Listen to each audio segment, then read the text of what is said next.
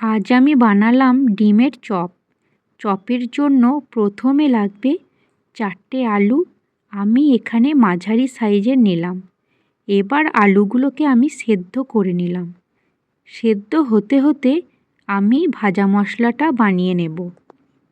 মশলা বানানোর জন্য লাগবে 2-3টে লঙ্কা, কিছু এলাচ, দারচিনি, 1 চা চামচ গোটা ধনে, 1 চা চামচ জিরে আর 1/2 চা চামচ গোটা মৌরি।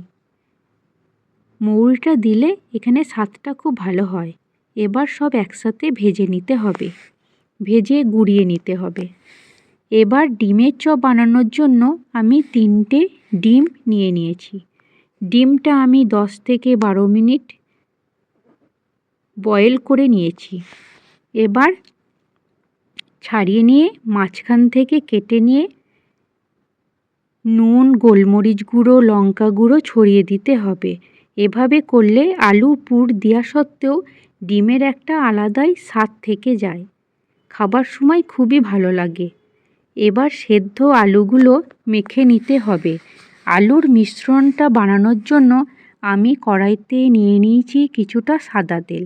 তেল গরম হয়ে এলে তাতে দিয়ে দিতে হবে 1/2 চা চামচ আদা কুচি আর রসুন কুচি। এখানে রসুন কুচিটার পরিমাণ বেশি হলে ভালো লাগে। আর ঝালের জন্য কাঁচা লঙ্কা কুচি। এবার ভালো করে ভেজে নিতে হবে। একটু ভাজা হয়ে গেলে আমি পেঁয়াজ কুচিটা দিয়ে দেব।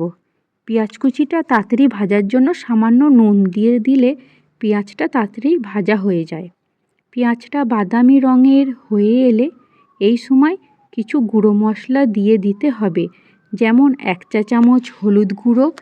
আর একটু রং ভালো করার জন্য দিয়ে দিতে হবে কাশ্মীরি গুঁড়ো লঙ্কা, 1 চা চামচ ধনে গুঁড়ো, 1 চা চামচ জিরে গুঁড়ো। সব দিয়ে ভালো করে ভেজে নিতে হবে।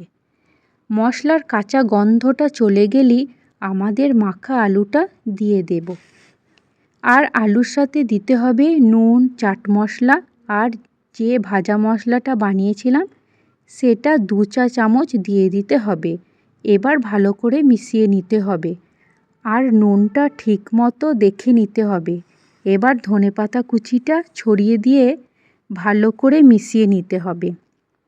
এবার অন্য পাত্রে ঢেলে নিয়ে ঠান্ডা করে নিয়ে নিতে হবে।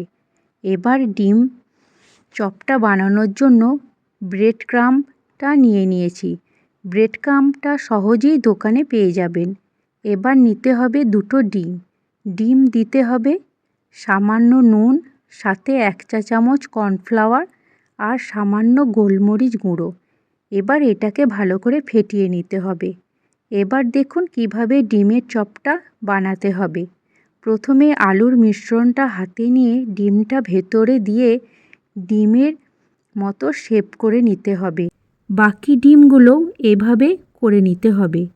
এবার শেপটা নিয়ে প্রথমে ডিমের গোলার মধ্যে দিয়ে তারপর ব্রেড ক্রাম্বে দিয়ে দিতে হবে। সিঙ্গেল কোটিং বা ডবল কোটিংও করতে পারেন। সবগুলো করা হয়ে গেলে এবার কড়াইতে নেব সাদা তেল। তেল গরম হয়ে গেলে এক এক করে তেলে ভেজে নিতে হবে। হয়ে গেলে আমি তুলে নেব। তাহলেই রেডি ডিমের